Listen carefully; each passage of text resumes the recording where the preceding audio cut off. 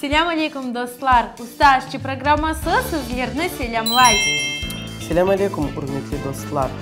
Bugün biz Güzel bir yerge ziyaret edeceğiz. Nasıldır bir yerini sorasanız, Gürcistan. Gürcistan'a bugün biz yol alacağız. Nasıldır bir şekilde sorasanız, cevabımız endi hazır. Çünkü elbette ki bir memleketinin tarihini bilmeye isteseniz, onun aşlarının ve yemeklerinin tanış olmaya gerek. Bugün ise biz sizlerine Gürcistan hikayelerini pişirmeye öğreteceğiz ve özümüz de öğreneceğiz. İşte dostlar, menümüz endi sizin karşınızda.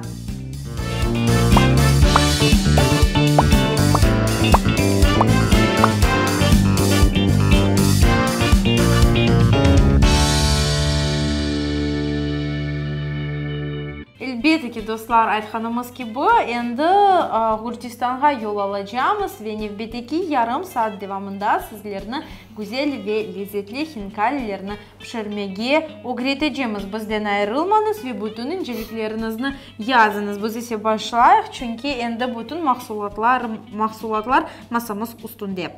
Герай, как мы сегодня будем готовить хинкали, почему выбор пал именно на это блюдо?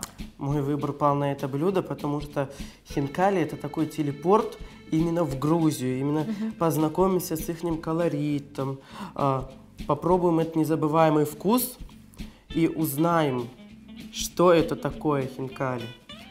Çok güzel. И мне уже не терпится посмотреть, как ты это будешь все готовить. Хорошо, первым делом мы нарубим мясо. Кстати,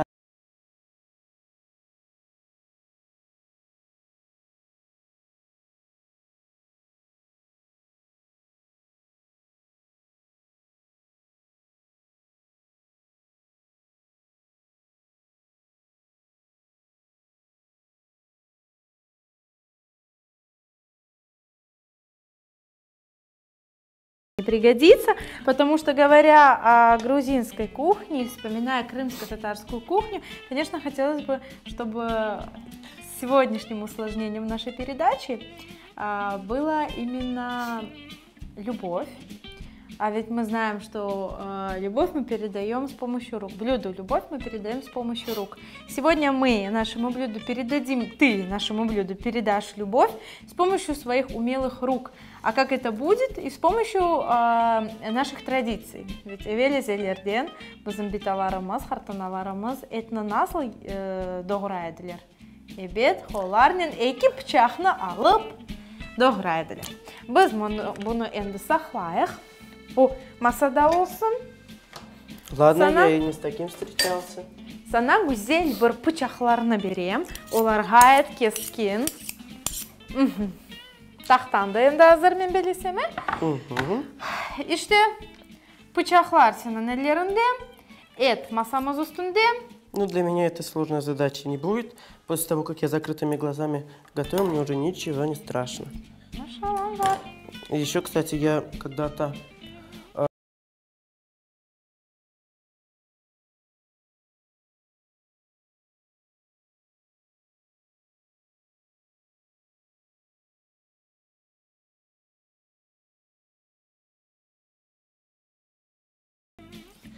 мясо бы все равно пришлось резать. İşte здесь сержилерimiz et hakkında айтсақ, yani говядина. Говядина считается одним из самых распространенных видов мяса, оно очень нежное, но его нежность и способы приготовления таят в себе массу секретов. Если вы захотите узнать их, конечно же, слушайте наши советы. Как правильно нужно резать говядину, нам расскажет наш уста-aşçı Герай. Но помимо этого, здесь Сержилерimiz хотела бы рассказать вам о полезных свойствах говядины. Ведь мы знаем, что говядина это самый богатый источник белка, животного белка, который просто необходим нашему организму. Помимо этого в говядине есть витамин В, витамин В12, который способствует улучшению нашей пищеварительной системы, и поэтому говядина является одним из самых полезных видов мяса.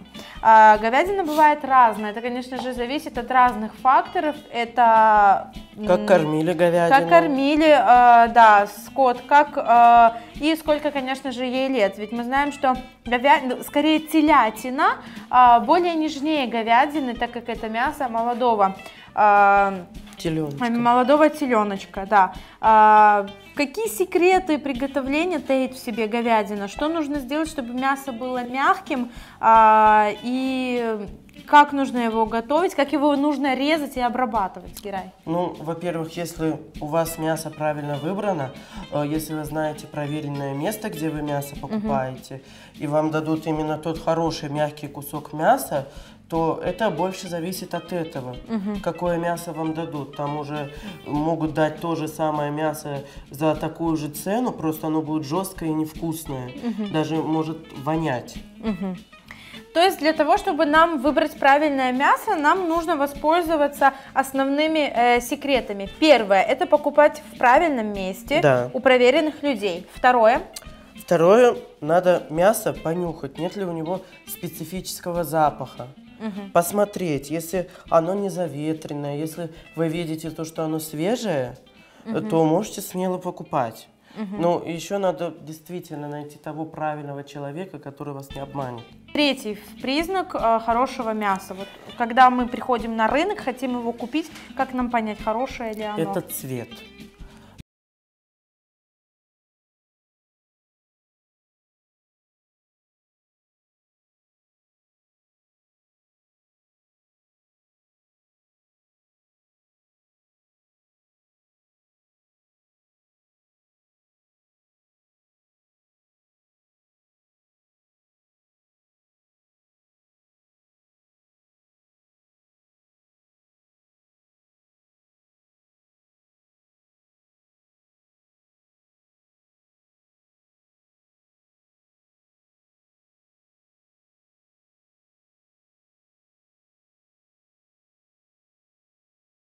То есть яркий красный цвет это не всегда признак хорошего мяса. Да. İşte dostlar, uç esas nokta. Siz onlarını daima hatırlamağa gereksiniz. Güzel bir etni seçmek için bu elbette ki doğru insanlardan alınған et, yani evvelерден siz bu insanlardan etni alsanız, onlarını daima hatırınızda tutunuz, çünkü onlar sizni bir kere aldatmasalar, ikinci kere de aldatmazlar ve güzel bir etni satırlar. İkincisi, bu elbette ki hohu. Siz etni hohumağa gereksiniz ve böyle şekilde etnin böyle tazeligini bilirsiniz. Bundan da hayırlı dostlar, üçüncü bizim maddemiz bu elbette ki tuz. Renkli, böyle açık, aydın kırmızı tuz bu güzel ve lezzetli ve en esası faydalı etnin timsali değil dostlar. O böyle tabii tuzda olmağa gerektir. Герай, насколько часто тебе приходится рубить мясо? В каких блюдах ты также используешь именно рубленое мясо? Ну, использую я блюда в некоторых только блюдах, и то в рубленых котлетах. В люля-кебаб использую, в принципе.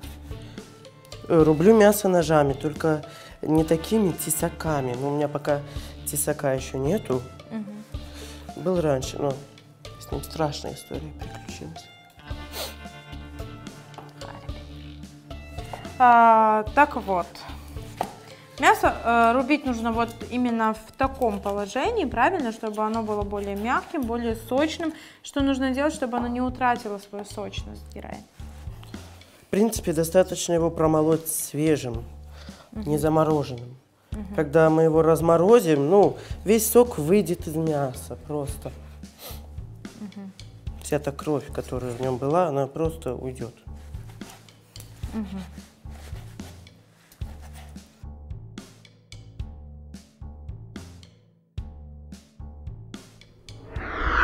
Итак, фарш у нас наконец готов. Это был у нас очень сложный. Очень долгий и сложный процесс, я бы сказала. Да. Так, что делаем дальше? У меня здесь смесь специй. Хмели-сунели, черный перец и тимьян. Тимьян, у меня такая история есть. и чуть попозже расскажу. Связано с моей семьей. Так. Обязательно солим и перемешиваем.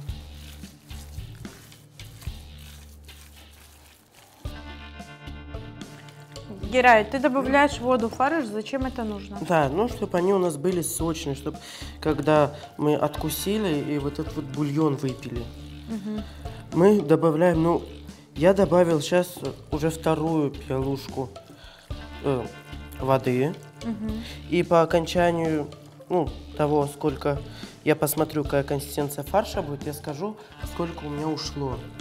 Вот сюда еще одна уйдет. Я люблю, чтобы посочнее было. Божественный запах. Как гузель хохуй. Аж канареечка запела. На протяжении всего нашего периода заготовок на нашей кухне преобладает прекрасный запах. Запах кинзы, которую мы используем в приготовлении нашего блюда. И, конечно же, полезные свойства кинзы. Здесь или сержилерimiz кинза, yani onu birçok memleketlerге farklı adlandırırlar. Bazı birleri Kitay petruşkası değildir, bazı birleri Arap petruşkası değildir. Ama en esası bu güzel yeşilliknin faydalı hususiyetleri neden ibaret? Neden ibaret? Birçok güzel şeylerden ibaret. Misal için кинза благоприятно влияет на пищеварительную систему. Зелень кинзы имеет болеутоляющее, сосудорасширяющее и противовирусные свойства. Помимо этого, кинза полезна для пищеварения, она возбуждает аппетит и улучшает нашу пищеварительную систему.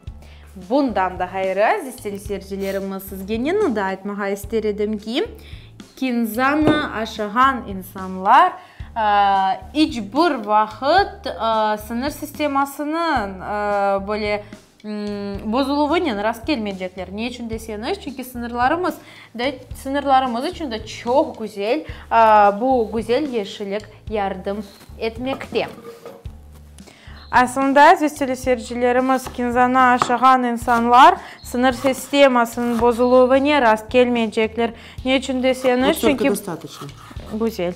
Çünkü bazı bir hekimlerinin tavsiyelerine göre tamam kinzanı aşıgan insanlar onlar gayet dürüst olarlar. Bundan da gayrı, Allah razı olsun, bundan da gayrı aziz seyircilerimiz, kinzanı aşıgan insanlar infarkt ve insult degen şeylerden kurtarılacaklar. Niçin deseniz? Çünkü onun terkibine girgen birçok faydalı hususiyetler bunun için gayet güzel yardım etmektedir. Biz de bizim güzel yemeğimizge kinzanı hoştuk endi ve aslında niçin biz kinzayı hoştuk? Вообще в грузинские блюда почти везде идет кинза. Это настолько распространенная у них зелень, то что они ее кладут везде. А в хинкали она обязательно должна быть в сухом или в таком же свежем виде, она должна присутствовать обязательно. Но кто не любит кинзу, в принципе, можно не ложить, но положите в сухом виде. В сухом виде она не так чувствуется и называется кориандр. Не так сильно. Может, кто-то не любит кинзу, а любит кориандр. То есть кориандр это не что иное, как семена кинзы? Да. Гайд гузель. Так, смотрите, сейчас расскажу про один очень важный фактор. Вода у нас должна быть обязательно из холодильника. Холодная, прям леденющая. Потому что тесто у нас должно быть прохладным. Это для хинкали оно будет более плотно. И мука обязательно должна быть хорошая. Добавляем чайную ложку соли. Да, вот здесь как раз чайная ложка. Немножко с горочкой. И все хорошо перемешиваем. Герай, когда я узнала о том, что сегодня мы будем готовить хинкали, конечно же, в первую очередь залезла в интернет, чтобы ознакомиться с рецептом приготовления. Прочитала, что тесто для хинкали готовится без яиц. Не разварится ли оно и почему без яиц? Не разварится, оно будет плотнее. Без яиц, не знаю, рецепт в принципе такой. Тесто бывает разные. Бывает с яйцами, бывает без яйца, бывает желтки добавляют, бывает белки добавляют. Все это, не знаю, это То есть по разновидности. классическому рецепту мы делаем без яиц? Да, но у каждой хозяйки все-таки разный свой рецепт, или у хозяина. Мгм. Поэтому это уже чисто индивидуально. Мгм. Хотите, добавляйте яйца, хотите, нет. Но я добавлю масло для более эластичности теста.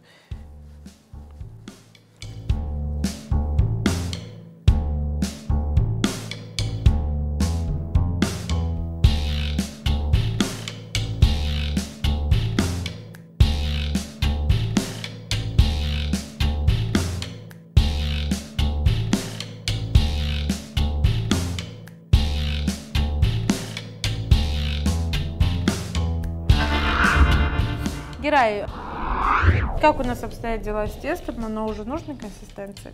Да, вот видите, нам осталось его немножко домесить. Мешать нужное количество муки. Смотрите, у нас получилось так. 1 стакан воды на полкилограмма муки у нас было мало. Мы добавили еще полстакана. И довели до нужной консистенции. Просто я взвешивал на весах. Могут быть разные весы, могут подвести в некоторых моментах. Так что лучше подстрахуйтесь, налейте немножко больше воды или немножко меньше, добавьте немножко больше муки. Это ничего страшного. То есть тесто должно быть немножечко липким, правильно? Ну, в принципе, оно должно быть сейчас не липким, а именно гладким. Не должно липнуть к рукам. Я добавил еще туда масло. Обязательно около столовой или 2 столовых ложек. Масло должно там присутствовать. Это для большей эластичности. А можем ли мы растительное масло заменить сливочным, например, Нет, растопленным? нельзя. Почему? У сливочного масла другая консистенция, другая текстура. Оно сюда не подойдет. Можно заменить, в принципе, оливковым маслом. А топленым маслом, если мы заменим? Нет. Тоже не подойдет? Нет, это уже совсем другой рецепт. Это уже, вот помнишь, мы турецкую пахлаву готовили? Вот туда мы добавляли растопленное масло, но не добавляли растительное. Это тоже все зависит от рецепта. Ты говоришь о том, что тесто должно быть холодным. Вот тесто холодное. А Да. если мы добавим подогретое подсолнечное масло, это сыграет какую-то роль? Ну, в принципе, я не знаю, откуда вы возьмете дома подогретое сливочное масло. На сковородке не сливочное. Ой, я не знаю, откуда вы возьмете подогретое растительное масло. Подогреть на сковородке, добавить, например, в тесто. Ну, а В зачем плане греть? эксперимента. Ну, Ну не вот кому-то знаю. захотелось. Ну вот закончилось обычное масло, а на сковородке подогретое сливочное масло, например, от яиц. Ну, если оно не очень, в принципе, такое вот и горячее, то можно добавить. То есть здесь Если нет не яиц, они не кипящее. свернутся. Нет, а яйца бы и так не свернулись, потому что мы уже, когда немножко перемешали, мы тогда добавляем масло. Я знаю о рецепте, чаще всего с такого теста готовят манты, пельмени, тесто кипяток, крутой кипяток.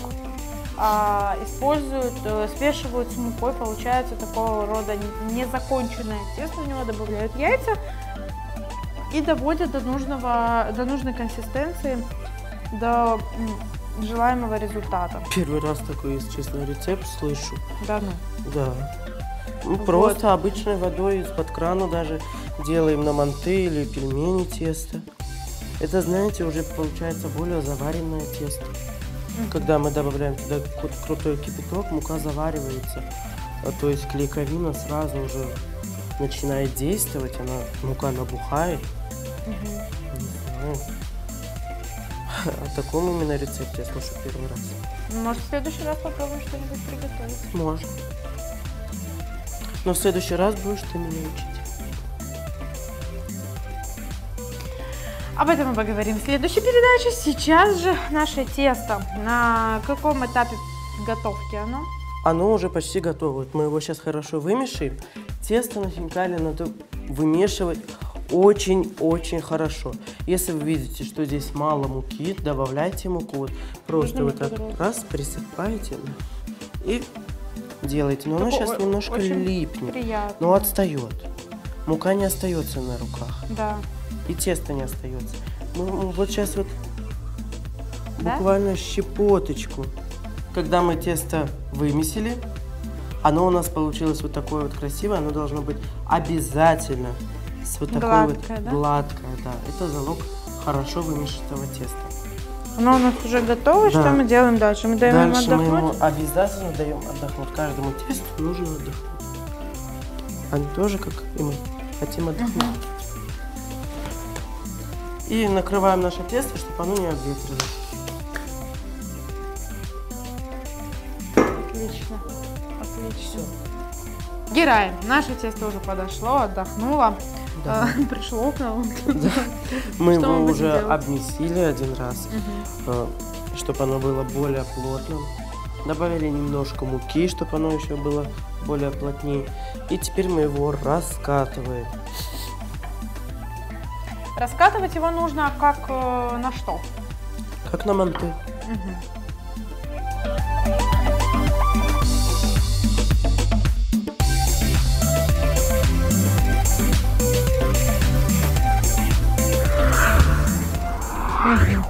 Так, все. Подровняли. Да, накатали мы такой пласт. Катайте не слишком тонко, потому что может при варке разорваться. Тесто все-таки у нас тоненькое будет, а фарш у нас мокренький. И это все может разорвать тесто. И теперь мы вот таким вот бандажом, кольцом все вытаскиваем.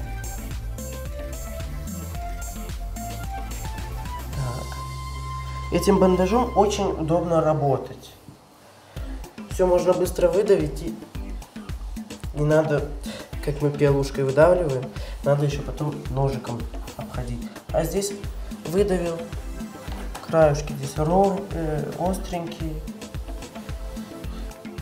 прокрутил, раз, и все готово. Можно мне тоже попробовать? Конечно, можно так. Вот эти вот кружочки расправлю.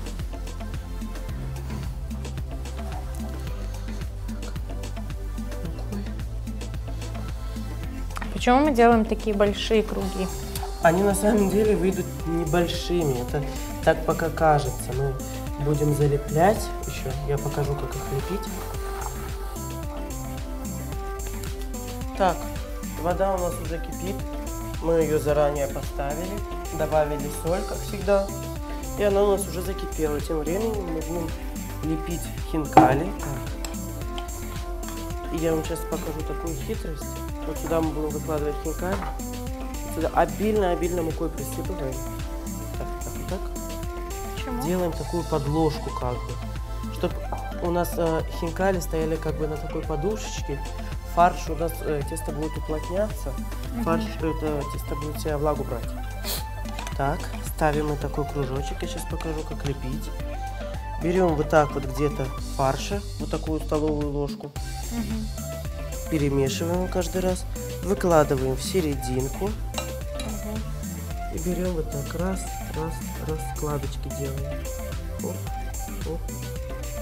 Вот такие складочки, и вот такие. И вот так вот залепливаем. Получается некий мешочек, да? Да, вот такой вот мешочек у нас получился. И вот сюда ставим и быстро начинаем делать следующее. Вот сюда задаем серединку. Вот так, да? Да. Давай, может, ты будешь наполнять, а я буду слеплять. Давай так. Мы вот так каждый раз перемешиваем. Берем столовую ложку фарша. Где-то это может быть столовая ложка много, поэтому немножко убираем. Вот здесь вот будет многовато. Так раз. Вот такие вот прям складочки. В идеале должно быть 12 штук. Ну, дома не считаем, в принципе, для себя готовим. И в ресторан. Сколько получится, так получится. Так, да? Да.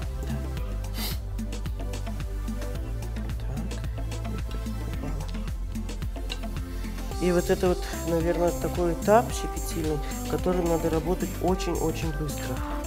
Вот такие мы пимпочки делаем, ну, можно так сказать. Первый раз у меня хинкали не получились, они у меня порвались, были не такими. Но я не отчаивался, сделал еще раз, и они получились замечательные. Все, первая партия у нас налеплена. Это я кидаю в бульон, чтобы оно у меня не размякло. То есть вот, мы уже влили сюда масло. И вот так вот такую воронку быстро-быстро образовываем. И запускаем туда хинкали. Раз, прям в эту воронку. Раз, раз. Прям по этому течению. Оп. Оп. И вот, знаете, мы вот так вот берем. И все мешаем, мешаем, мешаем. Вот, вот. Видите, они у нас, получается, схватываются внутри. Получается, вот, обязательно нужно, обязательно мешать. Не поленитесь. Мешаем, мешаем. Так.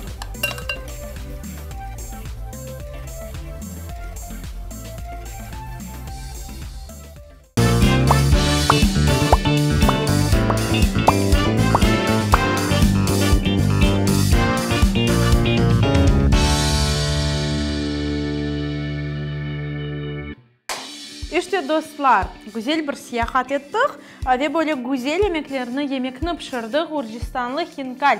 Yani bilirsiniz ki aslında evvelizlerden Kırım'da da böyle bohçacıklar adlandırılgan aş pişirilgen idi ama biz Gürcistan adeti boyunca onu pişirgen edik. Так, ну что, попробуем? Отправимся в Грузию. Давай, а как нужно их есть?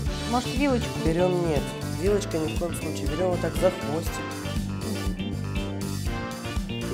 Кусаем, аккуратно кусаем, бульон выльется. Вот, вкусили и пьем бульон.